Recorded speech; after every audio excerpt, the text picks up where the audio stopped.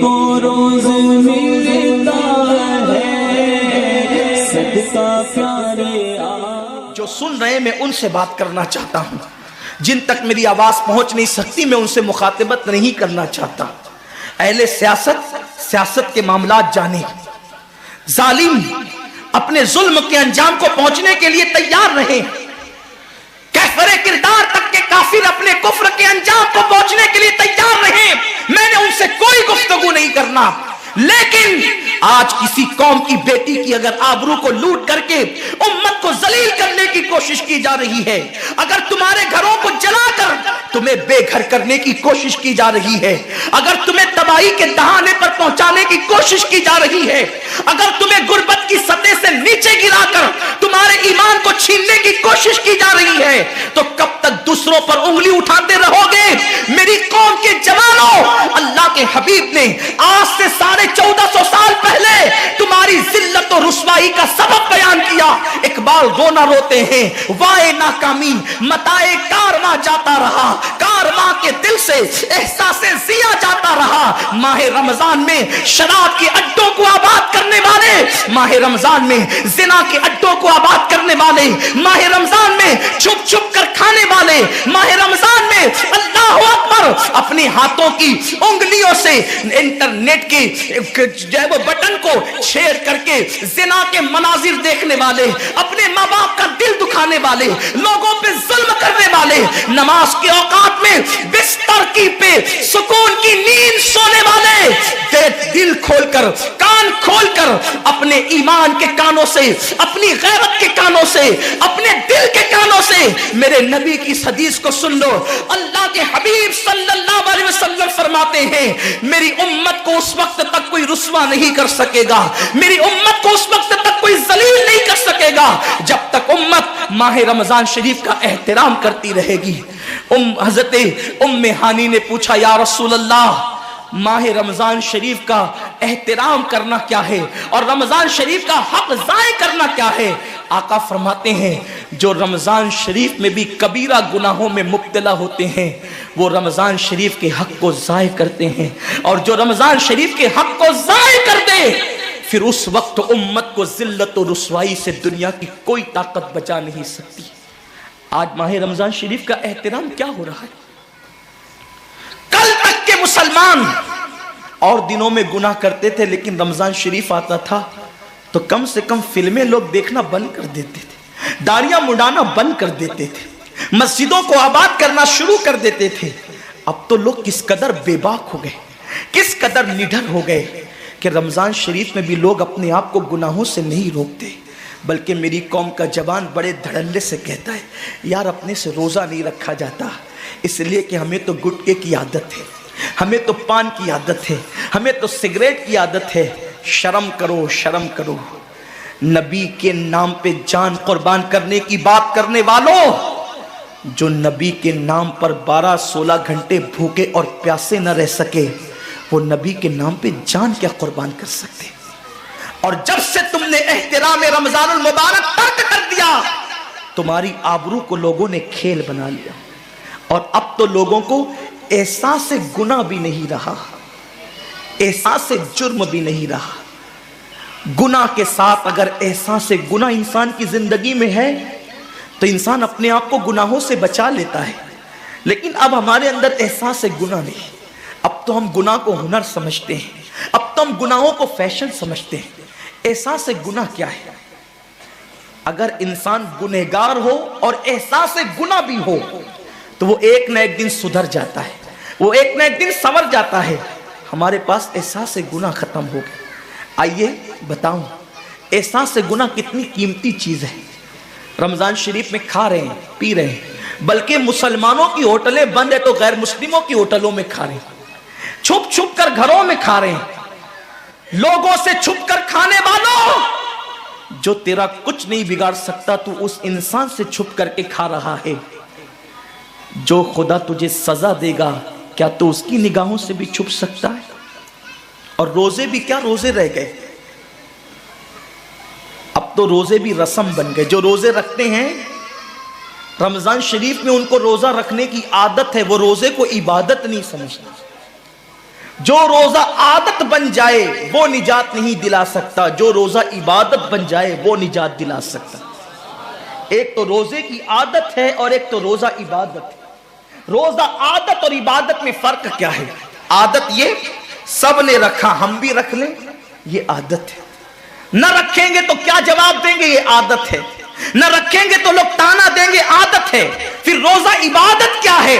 روزہ عبادت یہ ہے کہ اللہ نے روزہ رکھنے کا حکم دیا ہے اور مصطفیٰ جان رحمت نے روزے کا حق یہ بتایا ہے، اگر تو روزہ رکھے تو صرف بھوکا پیاسا نہ رہے بلکہ تیرا ہاتھ بھی روزے دار رہے، تیری زبان بھی روزے دار رہے، تیری آنکھ بھی روزے دار رہے، تیرا پیر بھی روزے دار رہے، تیرا کان بھی روزے دار رہے۔ کان روزے دار اس طرح کہ کان اللہ کے ممنوع کردہ چیزوں کو نہ سنے، ہاتھ روزے دار اس طرح ہاتھ اللہ کے منع کردہ کاموں کو نہ کرے، زبان روزے دار اس طرح کہ زبان اللہ کی ممنوع کردہ چیزوں کو ادا نہ کرے، پیر روزے دار اس طرح کہ پیر اس جگہ چل کر نہ جائے جہاں اللہ نے جانے سے منع کیا ہے۔ جب تو ان سارے اعضاء کو روزے دار بناتا ہے تو ایسے روزے کے معاملے میں میرا اللہ فرماتا ہے روزہ میرے لیے ہے اور میں ہی اس کی جزا ہوں۔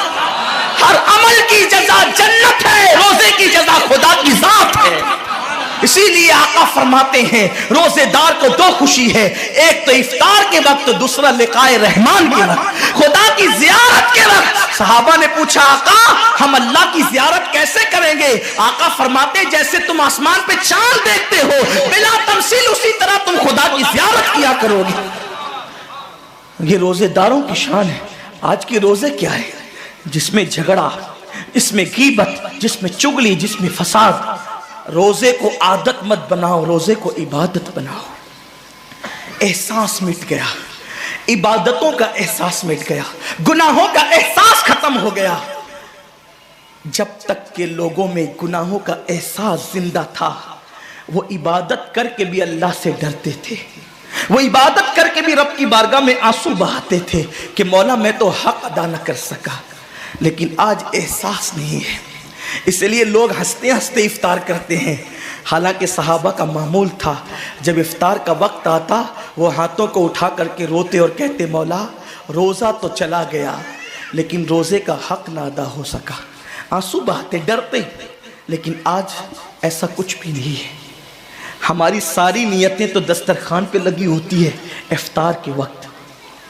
آئیے ایک بات نکل آئی، احساس گناہ۔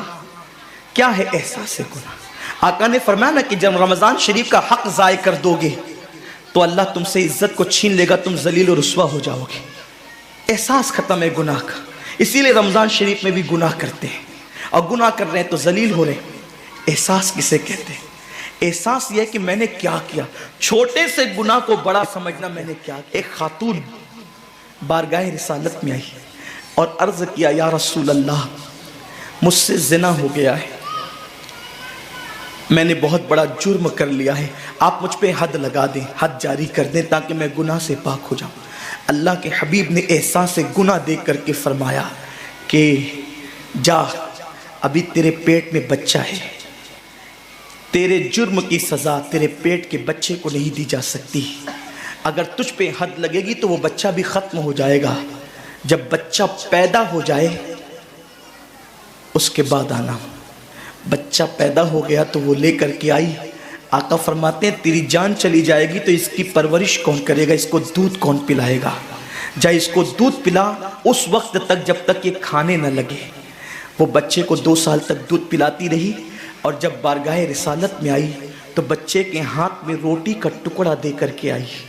بچہ روٹی کھا رہا تھا، عرض کی آقا مجھ پہ حد جاری کریں تاکہ میرا گناہ جو میرے دامن پہ لگا ہے وہ دھل جائے۔ حضور نے 3 مرتبہ اس کو اپنے دروازے سے ٹالا، اگر کوئی دوسرا ہوتا اس کو ڈھیل دی جاتی تو وہ بھاگ جاتا، دوبارہ پلٹ کرنا آتا، لیکن احساس گناہ تھا، گناہ کا احساس تھا کہ یہاں گناہ مٹ جائے تاکہ وہاں جواب دینے سے بچ جاؤں۔ اس خاتون نے 3 مرتبہ حاضری دی، حضور اب میرا بچہ روٹی کھانے لگا ہے، مجھ پہ حد لگا دے تاکہ میں پاک ہو جاؤں۔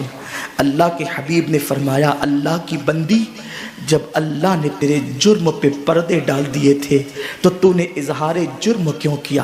اب چونکہ تو جرم کا اظہار کر چکی ہے، اقبال گناہ کر چکی ہے، اب تجھ پہ حد لگائی جائے گی۔ اور اس کو سنگسار کر دیا گیا۔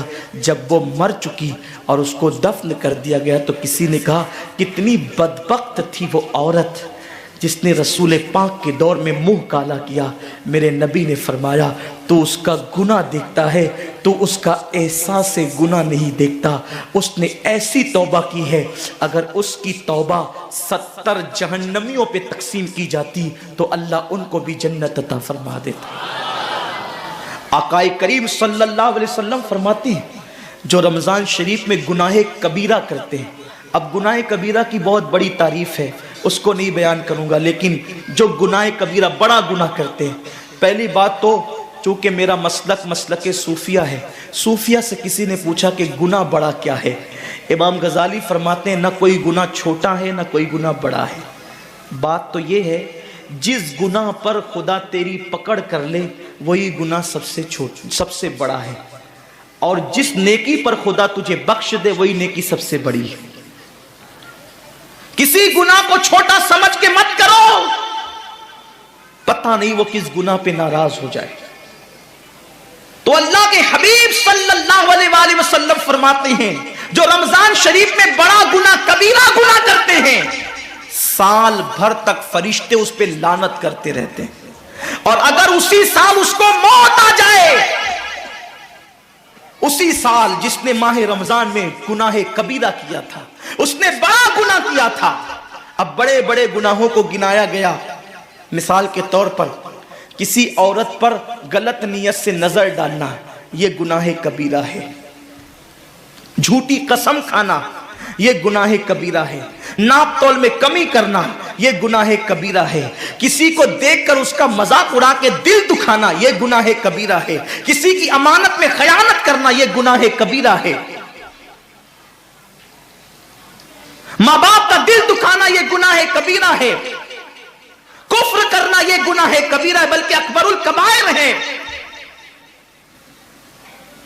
70 کی فہرست امام سیوطی نے گنائی ہے، اور پھر 70 کی فہرست گنانے کے بعد فرماتے ہیں 70 پر یعنی 1 2 3 4 والا 70 نہیں، بلکہ اللہ کے حبیب نے یہاں جو 70 فرمایا ہے یہ 70 گنتی والا 70 نہیں ہے، بلکہ کثرت بتانے کے لیے 70 ہے۔ جیسے کہ ہم کہتے ہیں نا میں نے تجھے 50 بار سمجھایا تو نہیں مانا، میں 100 بار تیرے گھر آیا تو نہیں ملا، تو اس کا مطلب یہ نہیں کہ 99 کے بعد ایک جو ملا کر کے آتا ہے وہ 100 نہیں، گنتی کا 100 نہیں، یہاں 100 بتانا کثرت بتانے کے لیے ہے، یہاں 50 کہنا کثرت بتانے کے لیے ہے۔ تو اللہ کے حبیب فرماتے ہیں 70 بڑے گناہ ہیں، یعنی اتنی طویل تعداد میں اتنی کثرت سے ہے بڑے گناہ کہ تم ان کو شمار نہیں کر سکتے، بس اتنا کہ جس گناہ پہ خدا ناراض ہو جائے وہ بڑا گناہ۔ تو جس نے رمضان شریف میں قصدن بڑا گناہ کیا، قصدن، نماز کو چھوڑنا بھی گناہ کبیرہ ہے، نماز کو ترک کرنا بھی گناہ کبیرہ ہے۔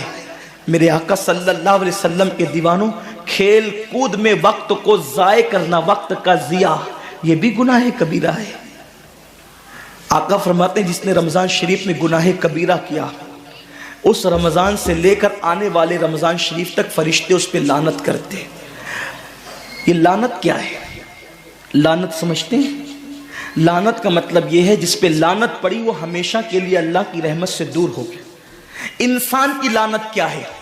انسان کی لعنت ایک جانور پر، حضور علیہ الصلوۃ والتسلیم کسی صحابی کے جانور پر بیٹھے تھے، وہ دھیرے چل رہا تھا، کسی نے کہہ دیا کہ اس پہ لعنت ہو یہ دھیرے چلتا ہے، حضور علیہ السلام نے اس جانور کے نیچے اتر کر فرمایا جس پہ لعنت کر دی گئی میں اس جانور پہ سواری نہیں کر سکتا۔ یہ ایک انسان کی لعنت کا اثر ہے، جس پہ معصوم فرشتے لعنت کرے اس کا انجام کیا ہوگا، وہ بھی 1 2 لعنت نہیں۔ رمضان شریف کو چھوٹا مت سمجھیے، 1 کے 70 پر آپ کی نظر ہے، گناہ نیکیوں کی کثرت پہ آپ کی نظر ہے، گناہوں کی تباہی پہ آپ کی نظر نہیں ہے۔ اللہ کے رسول صلی اللہ علیہ وسلم نے فرمایا جیسے ماہ رمضان شریف میں نیکیوں کا درجہ بڑھ جاتا ہے، ویسے ماہ رمضان شریف میں گناہوں کا بھی معاملہ بڑھ جاتا ہے۔ یعنی اگر رمضان شریف میں تم ایک گناہ کرو گے تو اور دنوں کے اندر جو گناہ کرتے تھے اب اس گناہ سے زیادہ تمہیں عذاب دیا جائے گا، کیونکہ آپ نے ماہ رمضان کی حرمت کو پامال کیا ہے، آپ نے ماہ رمضان شریف کی عزت کو پامال کیا ہے۔ تو سوچو انسان کی لعنت پڑے، یہ حال ہے تو جس پہ فرشتوں کی وہ بھی ایک دو نہیں پورے سال تک فرشتے لعنت کرتے ہیں، اور اللہ کے نبی صادق و مصدوق نبی نے فرمایا کہ اگر وہ اسی سال رمضان شریف آنے سے پہلے مر جائے تو اس کے پاس کوئی نیکی نہیں ہوگی جو اس کو جہنم کی آگ سے بچا سکے، اور اس کا ٹھکانہ تو جہنم ہی ہوگا۔ خدا کے لیے اپنے حال پہ رحم کرو، اپنے آپ کو جہنم کا ایندھن مت بناؤ۔ ہمارا جسم اتنا طاقتور نہیں ہے کہ ہم اپنے جسم پر جہنم کے عذاب کو برداشت کر سکے۔ میری قوم کے جوانوں، اپنی جوانی پہ اترانے والوں، اپنی قوت پہ ناز کرنے والوں، اللہ کے رسول صلی اللہ علیہ وسلم فرماتے ہیں کہ جہنم کی آگ کی ایک چنگاری اگر دنیا کے سمندر میں ڈال دی جائے تو دنیا کے سارے سمندر آگ سے بھڑکنے لگے۔ اس چنگاری کو، وہ جہنم کی چنگاری کو سمندر ٹھنڈا نہیں کر سکتے، بلکہ سمندر کو وہ ایک چنگاری بھڑکا دے گی اور سمندروں کے اندر آگ لگ جائے گی۔ جو ایک چنگاری سارے سمندر کو بھڑکا دے، اللہ اکبر، اس جہنم کے اندر یہ چھوٹا سا وجود جو چھوٹی سی، اللہ اکبر، اگر بتی کے چٹکے کو برداشت نہیں کر سکتا، جو چراغ کی لو کی تیز کو، جو چراغ کی لو کی حرارت کو برداشت نہیں کر سکتا، جو سگریٹ کے چٹکے پر بے قرار ہو جاتا ہے، یہ چھوٹا سا وجود جب جہنم کے اندر داخل کیا جائے گا اس وقت اس وجود کا کیا ہوگا؟ میرے آقا مصطفیٰ جان رحمت فرماتے ہیں کہ جب پہاڑوں کو جہنم میں ڈالا جائے گا تو پہاڑ ایسے پگھلنے لگیں گے جیسے نمک کو پانی میں ڈالنے سے نمک پگھلنے لگتا ہے۔ میرے بھائیوں، خدا کے لیے اپنے حال پر رحم کرو، اپنے آپ کو جہنم کا ایندھن مت بناؤ۔ اللہ اکبر، تراویح کے وقت میں پیر پھیلا کر محلوں میں بیٹھنے والوں، روزوں کے وقت میں چھپ چھپا کر کھانے والوں، اللہ کی غیرت کو چیلنج مت کرو۔ اللہ کے حبیب نے فرما دیا کہ جو گناہ کبیرہ رمضان شریف میں کرے گا سال بھر فرشتوں کی لعنت ہوگی۔ آپ کہتے ہیں مسلمان کلمہ پڑھتا ہے، مسلمان نبی کا غلام ہے، مسلمان نبی پہ جان قربان کرنے کے لیے تیار ہے، اتنی مصیبتوں میں کیوں ہے، اتنی تکلیفوں میں کیوں ہے، کیوں تباہ ہو رہا ہے مسلمان؟ ارے جس پر فرشتے پوری سال لعنت کرے وہ قوم تباہ نہ ہوگی تو کیا ہوگا؟ اس قوم کے گھر نہ جلیں گے تو کیا ہوگا؟ اس قوم کی بیٹیوں کی آبرو نہ لوٹے گی تو کیا ہوگا؟ وہ قوم غربت کی چکی میں نہ پسے گی تو کیا ہوگا؟ آؤ سچی توبہ کر لو، توبہ کے دروازے کھلے ہوئے ہیں، اپنے گناہوں کا احساس کر لو، نادم ہو کر قدرت کی بارگاہ میں پلٹ جاؤ۔ میرا رب فرماتا ہے فَفِرُّوا إِلَى اللَّهِ، کہاں جا رہے ہو؟ دوڑو اللہ کی طرف، پلٹو اللہ کی طرف۔ بڑے سے بڑا پاپی اگر خدا کی طرف احساس گناہ لے کر، ندامت کے آنسو لے کر اللہ کی بارگاہ میں پلٹا ہے تو اللہ نے اس کو مغفرت کا پروانہ عطا کیا ہے۔ میرے رب کا وعدہ ہے جو میری بارگاہ میں پلٹتے ہیں میں ان کو لوٹاتا نہیں ہوں، میں ان کو معاف کر دیتا ہوں۔